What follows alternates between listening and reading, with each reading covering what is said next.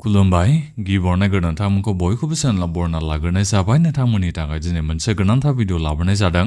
आसा खालामदों नोंथांमोना बे भिडिअखौ बयबो जोबजासिम नायलांगोरनानै आं नोंथांमोननिसिम बे भिडिअनि गेजेरजों दिनै आगस्टनि 9 थारिखनि मोनाबिलि समनि माखासे स्किमफोरनि बागै नोंथांमोननिसिम गोनांथार आपडेट खोन्थाहरनो सानदों। जेरै नोंथांमोना गाबोन रेशन कार्ड गोनां नोंथांमोना दालि सिनिखौ मोननो थांगासिनो दङ। दा बिनि बागैबो आं नोंथांमोननिसिम माखासे आपडेट खोन्थाहरनो सानदों। दा बेजों लोगोसेनो अरुणोदय स्किमनि बागैबो नोंथांमोननिसिम माखासे गोनांथार आपडेट खोन्थाहरनो सानदों गोदान एप्लाइफोरनि बागैनो। मानो होनोबा नोंथांमोना गोबांनो दायो गोदान एप्लाइखौ खालामनो नागिरदों। दा बिनि बागैनो आं नोंथांमोननिसिम माखासे गोनांथार आपडेट खोन्थाहरनो सानदों। आरो बेजों लोगोसेनो आं नोंथांमोननिसिम बे भिडिअनि गेजेरजों नैबे जब कार्डनि गोदान एप्लाइ खालामनाय, रेशन कार्डनि गोदान एप्लाइ खालामनाय, दा बिनि बागैबो माखासे आपडेट खोन्थाहरनो सानदों। गोबांनो नोंथांमोना सोंगासिनो दङ जे नैबे रेशन कार्डखौ दानखावनाय खामानिया माब्लानिफ्राय जागोन होननानै। जेनेबा नोंथांमोना गोबांनो दायो माने न'खर मोनसेयाव रेशन कार्डखौ मोननै खालामनो थाखाय नागिरदों आरो। दा बेनिखायनो माब्ला जागोन बेखौ नोंथांमोना सोंहरगासिनो दं आंनिसिम। दा बिनि बागैबो नोंथांमोननिसिम बे भिडिअनि गेजेरजों माखासे आपडेट खोन्थाहरनो सानदों। दा बेजों लोगोसेनो नैबे निजुत बाबु आसनि, निजुत मयना स्किमनि बेलायाव फरायसाफ्रा गोबां आंनिसिम माने सोंथि सोंहरगासिनो दङ। दा बेफोरनि बागैबो नोंथांमोननिसिम माखासे आपडेट खोन्थाहरनो सानदों। दा बेजों लोगोसेनो नैबे जिबन प्रेरना स्किमनि बागैबो नोंथांमोना आंनिसिम गोबांनो माखासे बाथ्राखौ सोंहरगासिनो दङ। फैसाखौ माब्ला मोनगोन, सिगाङाव जायफोर जोङो माने फैसाखौ मोननो हानायमोन, दा जोङो फैसाखौ मोनफिननो हागोन ना हाला, बायदि रोखोमनि नोंथांमोना आंनिसिम सोंहरगासिनो दङ। दा बिनि बागैबो नोंथांमोननिसिम बे भिडिअनि गेजेरजों आपडेट खोन्थाहरनो सानदों। दा बेजों लोगोसेनो PMAY-G सरकार न'नि फैसाखौबो नोंथांमोना एबारनिफ्राय मोनफिनलांबाय थानो हासिगोन। दा बिनि बागैबो नोंथांमोननिसिम माखासे आपडेट खोन्थाहरनो सानदों। दा बेजों लोगोसेनो BTCनि 2 लाख फैसानि एप्लाइ खालामनाया माब्ला जागोन, दा बिनि बागैबो माखासे आपडेट खोन्थाहरनो सानदों। दा बेनिफ्राय जोंनि नैबे BTC सरकारनि फरेस्ट डिपार्टमेन्टनिफ्राय जोंहा जा फरेस्टार 1 फरेस्ट गार्डनि साख्रि ओंखारना फैदोंमोन, जायनि थाखाय जोंहा फिजिकेलाबो जानानै थांबाय। दा बिनि रिजाल्टफोरखौ नोंथांमोना माब्ला मोननो हागोन बायदि, दा बिनि बागैबो नोंथांमोननिसिम माखासे आपडेट खोन्थाहरनो सानदों। मानो होनोबा नोंथांमोननिसिम बाथ्राखौथ' बुंदोंमोन जे सप्तासेनि बिथोरावनो जोङो फिजिकेलनि रिजाल्टखौ होगोन होननानै। नाथायबा जोंहा नै सप्तानैयानो बारलांबाय होननानै बेखौ बुंनो नांगोन। नोंथांमोना दिनैसिमबो रिजाल्टखौ मोननो हानाय जायाखै। दा बिनि बागैबो माखासे आपडेट खोन्थाहरनो सानदों। माब्ला नोंथांमोना रिजाल्टखौ मोननो हामारगोन बादि बिनि बागै। दा बिनिफ्राय आंनि नोंथांमोननिसिम दानिया मोनसे खावलायनायबो थाग्रोबाय। गासिबो नोंथांमोना चेनेलखौ साबस्क्राइब खालामनानै लाग्रोलायनानै जाहाथे नोंथांमोना बेबादिनो स्किमफोरनि आपडेटखौ बे भिडिअनि गेजेरजों मोनबाय थानो हायो। दानिया नोंथांमोननिसिम गिबियावनो नैबे LPG गेसनि, नैबे इन्डियान गेसनि थाखाय जोंहा जा KYC होनाया सोलिगासिनो दं, दा बिनि बागैनो खोन्थाहरनो सानग्रोदों। नैबे आगस्टनि 16 थारिखनि बिथोराव माने 16 थारिखआ जोंहा लास्ट डेट जाहैबाय।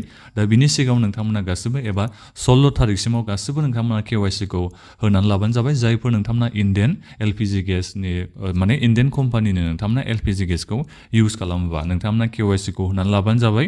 नङाबा नोंथांमोना कमार्शियेल रेटआवनो नैबे LPG गेसखौ बायनांगौ जाहैगोन। दा बेखौ गोसोआव लाबानो जाबाय। नोंथांमोना गोबांनो उजाला स्किमनि जे गेसखौ मोननो हायो नङा होमबा, नोंथांमोना साबसिडि मोननो हायो। दा बिनिखायनो बेखौ मोनबाय थानो हायो, जाहाथे बिनि थाखाय KYCखौ नोंथांमोना होनानै लानो हायो। नङाबा नोंथांमोना मोननो हानाय नङा।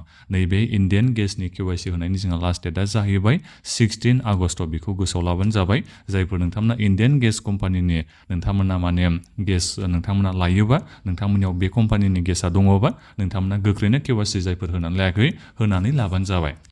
बेयो जोबोद मोनसे गोनांथार होननानै आं नोंथांमोननिसिम बेखौ आपडेटआव आरो खोन्थाहरफिनग्रोनाय जादों आरो।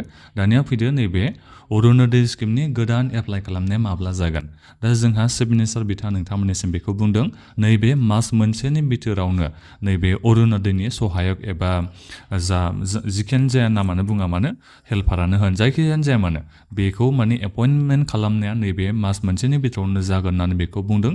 दा बिनि उनावनो नोंथांमोना बे अरुणोदयनि सहायक ना सारिथ्रि माबा मोनसे बेबायदि नामबो बिथांमोना बुंदों। दा जेखियानो जा मानो बिथांनिसिम नोंथांमोना थांनानै जा नोंथांमोना प्रब्लेम जायो, अरुणोदय स्किमनि फैसा हाबैयानो जा, बायदि प्रब्लेमानो जाया मानो, नोंथांमोना बिनिसिम थांनानै खामानिखौ मावनानै लाहैनो हागोन। आरो थिग बेबादिनो नोंथांमोना एप्लाइखौबो खालामना लाहैनो हागोन जाहैबाय। दा बेखौबो जोंहा मिनिस्टार बिथाङा बुंदों आरो। जोंनि नैबे फाइनान्स मिनिस्टार बिथाङा बुंदों जयन्त माल्ला बरुवा बिथाङा।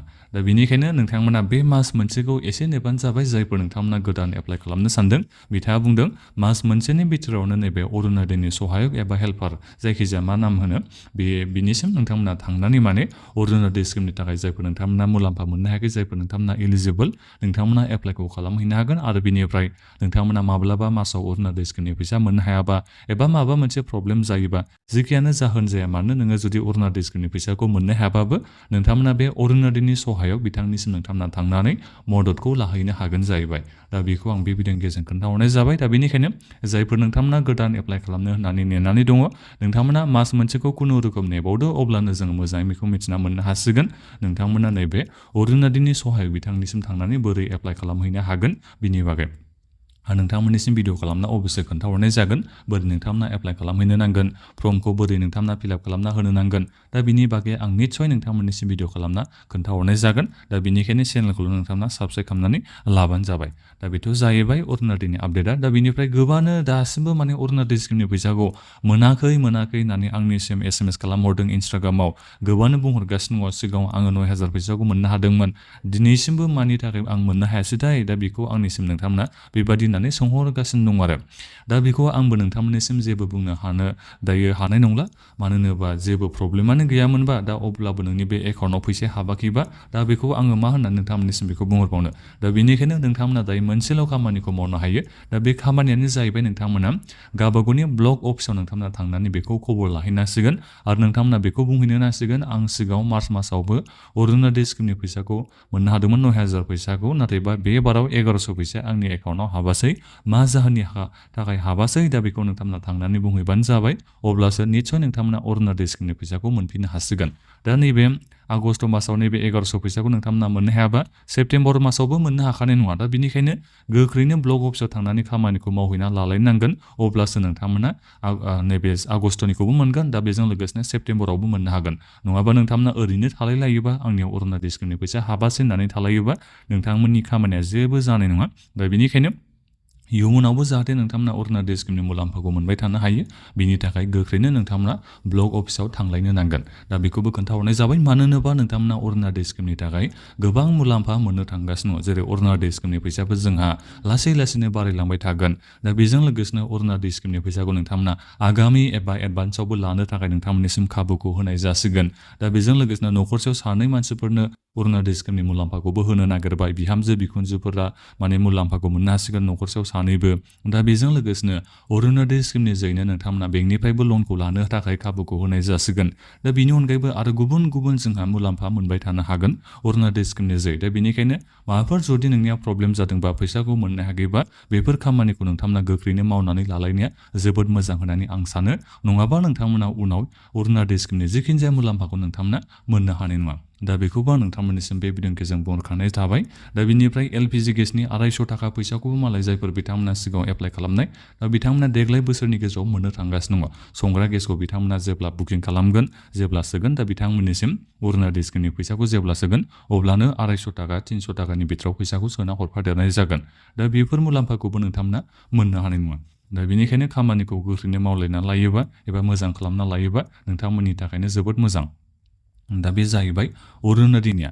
दा बेनिफ्राय रेशन कार्डनि नोंथांमोना जा दालि सिनिखौ मोननो थांगासिनो दं गाबोन आं नोंथांमोननिसिम मैया आपडेट खोन्थाहरनाय जादोंमोन जे नोंथांमोना नैबे रेशन कार्ड गोनां नोंथांमोना दालिखौ गाबोन 70 थाखा केजियाव बायनानै नोंथांमोना मोननो हासिगोन। दा बिनिफ्राय नोंथांमोना सिनिखौ 30 थाखायाव बायनानै मोननो हासिगोन होननानै आं बेखौ नोंथांमोननिसिम खोन्थाहरनाय जादोंमोन। दा नोंथांमोना जेरैबायदि माइरंखौ लायो बेबादिनो नोंथांमोना मोननो हागोन। जेनेबा माइरंखौथ' नोंथांमोना लायनायाव बाय'मेट्रिक नोंथांमोना होना होमबा नोंथांमोना फिंगारप्रिन्ट बेबायदि होनांगौ। दा थिग बेबादिनो OTP बेबायदि फैया ओरैनो खौरां बिजोङाव बे जाथामला गोसारदोंमोन नाथायबा OTPनि जेबो गोनांथि गैया। नोंथांमोना बे गाबोन फुङाव नोंथांमोना बे दालि सिनि 1 केजि खरै 100 थाखायै नोंथांमोना गासै मोननो हासिगोन। दालिया जाहैबाय 70 थाखानि सिनिया जाहैबाय 30 थाखानि। दा बेखौ गाबोन नोंथांमोना मोननो हासिगोन। जेरैबायदि नोंथांमोना माइरं होनायाव फिंगारप्रिन्ट माइरं लायनायाव फिंगारप्रिन्ट होनानै नोंथांमोना मोननो हायो थिग बेबादिनो नोंथांमोना एबाराव बाय'मेट्रिक नोंथांमोना होनानैनो मोननो हासिगोन। दा बेखौ आं बे भिडिअनि गेजेरजों खोन्थाहरनाय जाबाय। बिनिफ्राय गाबोन आरोबाव नोंथांमोना बेखौबो मिथिना मोननो हागोन बायदि आं मोनदों संख्रि आरो जानाय थावखौ माब्ला नोंथांमोना मोननो हागोन बायदि चिफ मिनिस्टार बिथाङा प्रग्राम खालामगोन ना खालामा दा बेखौ दिनैसिम मिथिना मोननो हानाय जायाखै। आंनि बायदिबा प्रग्रामखौ खालामनाय नङा बायदि आं मोनदों नाथायबा फेसबुकाव बियो लाइभ फैनो हागौ आरो दा जिखियानो जाया आं नोंथांमोननिसिम आरोबाव गाबोन आपडेटखौ खोन्थाहरनाय जागोन नोंथांमोना नैबे संख्रि आरो जानाय थावखौ माब्ला मोननो हागोन बिनि बागै दा बेनिखायनो गासिबो नोंथांमोना चेनेलाव गाबोन आपडेट थाबाय थाबानो जाबाय माखासे आपडेटखौ आं नोंथांमोननिसिम खोन्थाहरनाय जागोन दा बेनिफ्राय फैदो नैबे PMAY-G सरकार न'नि फैसा सोनाया जोंहा बन्द' जानानै थादोंमोन नङा होमबा गोबांनियानो नोंथांमोननिया बेनिफिसियार लिस्टआव दङ नाथायबा नोंथांमोना फैसाखौ मोननो हानाय जायाखै दा बे फैसाखौबो नोंथांमोना मोनलांनाया स्टार्ट जासिगोन लासै लासैनो नोंथांमोना मोननो हासिगोन जायफोर नोंथांमोननि नामा बेनिफिसियार लिस्टआव दङ दा बेजों लोगोसेनो सेंसन जानाय दा नोंथांमोना नैबे सरकार न'खौ लुनो थाखाय नोंथांमोना फैसाखौ मोननो हासिगोन दा साननैसो नोंथांमोना नेबानो जाबाय लासै लासै प्रायरिटि बेसिसाव मोनसिगोन आरो बे नङा जायफोर नोंथांमोनानो माने सेंसन जानाय नोंथांमोनानो खेबसेनो एखेबारैनो गासिबो मोनजोबनो हागोन बेखौबो नोंथांमोना साननो नाङा फेस मेनारै एबा प्रायरिटि बेसिससो फैसाखौ सोना होनाय जायो सोरनिबा न'खरा गिबि फैसाखौ मोनग्रोनो हागोन न'खौ लुनो थाखाय सोरबा नोंथांमोना एसे नेनांगौ जागोन दा जेखियानो जाया मानो माने लासै लासै मोनलांनो हासिगोन इलेक्सननि समनि थाखाय जोंहा बेफोर माखासे खामानिया थालांदोंमोन आरो थाबथानानै दंमोन बाजेट गैयिनि थाखायबो गोबां प्रब्लेमनि जायखिजाया मा प्रब्लेम होयो मा जाहोन होयो माने फैसा सोनायफ्रा एसे जोंहा थाबथानानै दंमोन आरो दा बे जोंहा खामानिया जालांफिनसिगोन एबारनिफ्राय दा बेनिखायनो सरकार न' लुसावनाया जोंहा जासिगोन होननानै बेखौ बुंनो नांसिगोन मानो होनोबा गोबाङानो नैबे इलेक्सननि सिगां 3 लाख बेसेबांबा मानसिफ्रा माने सेंसनखौ मोननो हानाय जादों दा बेनिखायनो गोबां मानसिफ्रा सरकार न'नि फैसाखौ मोननो थांगासिनो दङ इलेक्सननि सिगां बिथांमोना सेंसनखौ खालामना गालांजोबखादोंमोन आरो नैबे हिमन्त बिश्व शर्मा बिथांमोननि सरकारा दा बेनिफ्राय रेशन कार्डनि थाखाय नोंथांमोना गोदान एप्लाइ खालामनो थाखाय गोबांनो सोंहरबाय थादों आं नोंथांमोननिसिम बेखौ सिगाङाव बुंहरखांबायमोन नोंथांमोना BCDC अफिसाव खेबसे खबरखौ लाहैग्रोनानै एप्लाइ खालामनायनि सिगाङावनो रेशन कार्डनि थाखाय नोंथांमोना BCDC अफिसाव सोंहैबानो जाबाय एप्लाइ खालामनाया जागोन ना जायाखै होननानै मानो होनोबा सिगाङाव जेब्ला एप्लाइ जादोंमोन ना थांनाय सिगां बोसोरफ्राव सरकारानो जोंहा एनाउन्समेन्ट खालामना होनाय जादोंमोन रेशन कार्डनि थाखाय जोंहा गोदान एप्लाइ खालामनाया जाबाय होननानै बेबायदि होननानै फर्मबो बिथांमोना माने रिलिज खालामना होनाय जादोंमोन दा एबाराव हले बेबायदि जायाखै दा आरो गोबांनो रेशन कार्डखौथ' मोननो हाबाय नङा होमबा दा बेनिखायनो नोंथांमोना दायो मा खालाम BCDC अफिसाव खेबसे थांगोन बिनि उनाव नोंथांमोना इलिजिबोलबा रेशन कार्डनि थाखाय निसय एप्लाइखौ खालामनो मोनगोन दा नोंथांमोना गावबागावनि जायगानि BCDC अफिसाव एबा गाव पन्सायत अफिसाव नोंथांमोना थांनानै बेखौ सोंहैब्लानो जाबाय खेबसे बिनिफ्राय इलिजिबोलबा नोङो एप्लाइखौ खालामनो खाबु मोननो हागोन दा बिनिफ्राय थिग बेबादिनो जब कार्डआबो बेबादिनो जानानै दङ नोंथांमोना BCDC अफिसाव थांनानै खबर लाहै जब कार्डनि थाखाय नोंथांमोना निसय एप्लाइखौ खालामनो मोनगोन BCDC अफिसनि थ्रुयैनो नोंथांमोना जब कार्डनि थाखाय एप्लाइखौ खालामनो हायो दा बेनिफ्राय जायफोर नोंथांमोननियाव दायो जब कार्डआ दङ दा नोंथांमोना KYCखौ गोख्रैनो होनानै लाबानो जाबाय दायो जोंहा जे रामजि स्किमनि जे मुलाम्फाखौ मोननो हाबाय दा बेनिखायनो जब कार्ड गोनां नोंथांमोना KYC जुदि नोंनिया होनाया जायाखैबा एबा KYC नोङो होनानै लायाखैबा गोख्रैनो बे KYCखौ नोंथांमोना होनानै लाहैबानो जाबाय BCDC अफिसाव सिगाङाव जोंहा KYC होनाय बे खामानिया जादोंमोन दा नोंथांमोना बेखौ जायफोर माने होनानै लायासैबा बेखौ खबर लाफिनना नोंथांमोना KYCखौ होनानै लाबानो जाबाय दा जोंहा सिगाङाव माने गोबाङानो KYC होसावदोंमोन बारा गोबाव जायाखै एसे सिगाङाव निसय जायफोर नोंथांमोना थालांनाय KYCखौ नोंथांमोना होनानै लागोन आं बेखौ आसा खालामनाय थादों नङाबा नोंथांमोननि बे जब कार्डआव फैसा हाबनाय नङा गेरेन्टि एमप्लयमेन्ट जा नोंथांमोना खामानि मोननांगौ खामानि मोनगोन दा बिनि नोंथांमोना फैसाखौ मोननो हानाय नङा जुदि नोंनि बे जब कार्डआ KYC होनाय नङाबा दा बेखौबो नोंथांमोना मिथिना लाबानो जाबाय दा बेनिफ्राय नैबे जीवन प्रेरणा स्किम दा बिनि स्किमनि फैसाखौ फरायसाफ्रा नोंथांमोना आंनिसिम फरायसाफोर माने जायफोर नोंथांमोना ग्रेजुवेट जाखांनाय दा नोंथांमोना बे जीवन प्रेरणा स्किमनि फैसाखौ मोनो नङा होमबा दा बिनिफ्राय नोंथांमोना सिगाङाव जायफोर माने फैसाखौ एसे मोननो हादोंमोन थाबथानानै दं नङा होमबा इलेक्सननि समनिफ्रायनो दा बेखौ नोंथांमोना मोनफिनगोन ना मोनफिना बेखौ सोंहरबाय थादों बेबादि नङा नोंथांमोना मोनफिननाय नंला होननानैबो गोबाङानो बुंहरदों नोंथांमोना मोनफिनगोन बेबादि मोननाय नंला बेबादि नोंथांमोना साननो नाङा नोंथांमोननिसिम बेहाय बुंखादों बोसोरसेनि थाखाय जीवन प्रेरणा स्किमनि थाखाय नोंथांमोननिसिम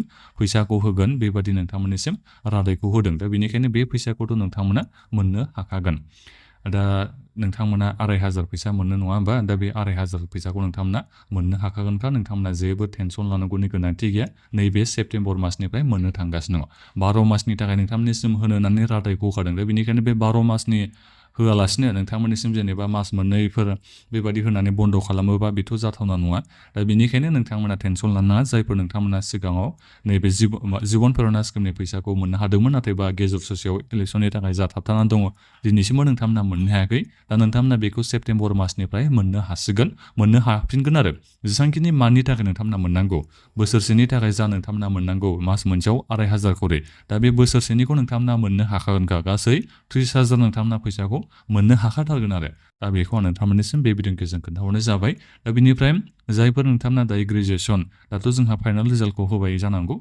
ग्रेजुवेसन नोंथांमोना गोबानो जाबायबो जानो हागौ दा जिखियानो जाया मानो नोंथांमोना ग्रेजुवेसन जाबायबा जिबन पेर'नानि थाखाय नोंथांमोना एप्लाइखौ खालामफिननो हागोन नैबे सेप्तेम्बर मासनिफ्राय नोंथांमोना एप्लाइखौ खालामनो हागोन बायदि जा जों खौरां मोननो हादों सेप्तेम्बर मासाव जेनेबा फैसाखौथ' सोगोन दा बेनिफ्राय गोदान एप्लाइबो बिनिफ्रायनो स्टार्ट जागोन बायदिखौ खोनानो मोन्दों आरो जुदि जायाबा नोंथांमोननिया नभेम्बराव जागोन बेखौ आं नोंथांमोननिसिम सिदायैनो बुंहरखानाय जायो मानो होनोबा थांनाय बोसोरावबो नभेम्बर मासावसो जोंहा जादोंमोन जायफोर नोंथांमोना थांनाय बोसोराव एप्लाइ खालामनाय दा नोंथांमोना जिबन पेर'ना स्किमनि फैसाखौ खै मासनि मोननो हादों नोंथांमोना मास मोननै ना मास मोनथाम बेबायदि मोननो हादोंमोन बायदि आं मोनदों आरो दा जिखियानो जाया मानो नोंथांमोना टेनसन लानाङा आद्रा थानाय बाखिखिनि नोंथांमोना मोननांगौ जेसेबां मानि मोननांगौ बेखौ नोंथांमोना मोनजोबनो हागोन दा टेनसन लानांगौनि गोनांथि गैया नाथायबा मोनसे खोथाया बेनो आरो आधार कार्डआ बेंक एकाउन्टजों नोंनिया लिंक जायाखैबा नोङो मोननो हानाय नङा मानो होनोबा सरकार नोंथांमोननिसिम समबो होनाय जाखादों आरो SMS बो नोंथांमोननिसिम मबाइलावबो हरखादों नोङो जे आधार कार्डखौ बेंक एकाउन्टजों लिंक खालामना लानांसिगौ होननानै दा बे खामानिखौ जुदि नोंथांमोना मावनानै लायाबा हले नोंथांमोना जिबन पेर'ना स्किमनि फैसाखौ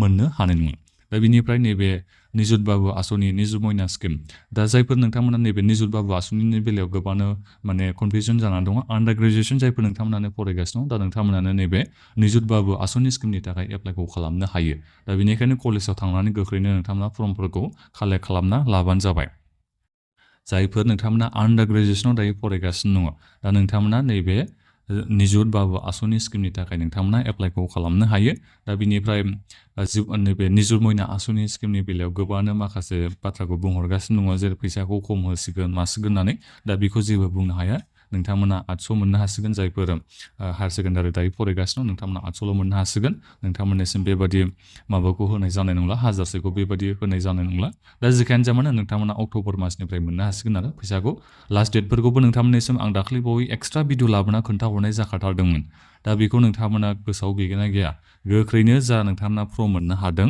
आरो फर्मखौ जुदि नोंथांमोना कलेजनिफ्राय लायाखैबा गोख्रैनो लायदो लास्ट डेटखौ नोंथांमोननिसिम आं दाखालि मोजाङै खोन्थाहरखाजोबदोंमोन बे लास्ट डेटनि सिगां नोंथांमोना एप्लाइ खालामनानै होबानो जाबाय बिनिफ्राय आरोबाव नोंथांमोना अनलाइन माने एप्लाइखौ खालामनांगौसोबाव आरो आधारजों नोंथांमोना माखासे OTP बायदिसिना डिटेल्स नोंथांमोना होनांगौनो बेबायदि चिफ मिनिस्टार बिथाङा बुंदों दा बेखौ जेब्ला जागोन अब्ला आं मोजाङै खोन्थाहरनाय जागोन दा जिखियानो जाया मानो अनलाइनबो नोंथांमोना एप्लाइ खालामनांगौनो आरो अनलाइनबो नोंथांमोना डिटेल्स होनांगौ दा बिनि उनाव जोंहा कलेजाव भेरिफिकेसन जागोन कलेजाव नोंथांमोना आरोबाव माखासे डिटेल्सखौ होनो नांगोन दा बिनि उनावसो अक्ट'बरनि 10 थारिखखालि नोंथांमोना नैबे निजुत बाबु आसनि निजुत मयना स्किमनि फैसाखौ मोननो हागोन जाहैबाय दा बिनिफ्राय जायफोर नोंथांमोननिया थांनाय बोसोराव निजुत बाबु आसनि स्किमनि फैसा मोननाया थाबथानानै दङ जेनेबा नोंथांमोना जानुवारि मोन ना फेब्रुवारि मासाव मोननो हादोंमोन निजुत बाबु आसनि स्किमनिखौ मोनजेननाया दै जानुवारि ना फेब्रुवारियाव दा नोंथांमोनाथ' मासै मास दायो मोननो हायासै नङा होमबा थाबथाबाय नोंथांमोननि फैसा सोनाया दा बेखौबो नोंथांमोना अक्ट'बरनि 10 थारिखनिफ्रायनो मोनफिननो हागोन दा टेनसन लानांगौनि गोनांथि गैया नोंथांमोना फैसाखौ मोननो हानाय नंला बेबादि साननो नाङा नैबे अक्ट'बरनि 10 थारिखनिफ्रायनो जायफोर दायो गोदान एप्लाइ खालामनाय बिथांमोनाबो मोननो हागोन आरो बेजों लोगोसेनो जायफोर नोंथांमोना थांनाय नैबे जानुवारि फेब्रुवारि मार्च बे मास मोनथामसिम नोंथांमोना मोन्दोंमोन बायदि मोनदों ना मास मोननैल' मोनथाय आं एक्जेक्टलि गोसोआव गैला दै नोंथांमोना जायफोर मोननाय एक्जेक्टलि गोसोआवथ' नोंथांमोना थागोन मास मोनसेनि थाखाय मोननायमोन ना मास मोननै नोंथांमोना मोनदोंमोन मास मोननै बायदिखौनो आं मोनदों दा नोंथांमोना मोनबावनांगौ नङा होमबा 10 मासनि थाखाय नोंथांमोननिसिम सोना होनाय जायो निजुत बाबु आसनि स्किमनि फैसाखौ दा बे फैसाखौ नोंथांमोना मोनखागोनखा नैबे अक्ट'बरनि 10 थारिखनिफ्राय नोंथांमोना मोनफिनजोबसिगोन दा बेखौबो आं खोन्थाहरनाय जाबाय आरो बिनिफ्राय जयै नोंथांमोना मोननो हागोन नैबे आगष्ट सेप्तेम्बरनि बे मास मोननैनिखौ जयैनो नोंथांमोना नैबे माबायाव अक्ट'बर मासाव नोंथांमोना मोननो हागोन जाहैबाय अक्ट'बरनि 10 थारिखखालि दा बेनिखायनो नोंथांमोना एसे बुरजा मोननाय बेबायदि मोनहैसिगोन आरो निजुत मयना स्किमनि फैसाखौ नैबे अक्ट'बरनि 10 थारिखखालि दा बेखौबो आं बे भिडिअनि गेजेरजों खोन्थाहरनाय जाबाय दा बेनिखायनो टेनसन लानांला दे जायफोर नोंथांमोना नैबे निजुत बाबु आसनि निजुत मयना स्किमनि फैसाखौ मोननो हायाखै नोंथांमोना मास मोनसे मास मोननै जेसेबांखिनि मासनि नोंथांमोना मोननानै थाबथानानै दङ दा बेखौ नोंथांमोना नैबे अक्ट'बरनि 10 थारिखनिफ्राय मोनफिननो हासिगोन दा बे भिडिअआ बेखिनियानोमोन नोंथांमोना दानिया बे भिडिअनि कमेन्ट्सआव कमेन्ट खालामदो नोंथांमोना सोंहरदो माबा मोनसेखौ बुजिना मोनासैबा एबा बबेबा मोनसे स्किमनि बागै नोंथांमोना सोंहरनो सानदोंबा भिडिअ कमेन्ट्सआव नोंथांमोना कमेन्ट खालामबानो जाबाय आरो बे भिडिअखौ नोंथांमोना दानिया बयनोबो शेयार खालामना होदो जाहाथे माखासे मानसिफ्राबो माने नोंथांमोननि लोगोफ्रानो जा मायानो जा नोंथांमोना बयनिसिमबो शेयार खालामना होबानो जाबाय जाहाथे बिथांमोनाबो आपडेटखौ बे भिडिअनि गेजेरजों मिथिना मोननो हायो दा बे भिडिअआ बेखिनियानोमोन गोजोन्थों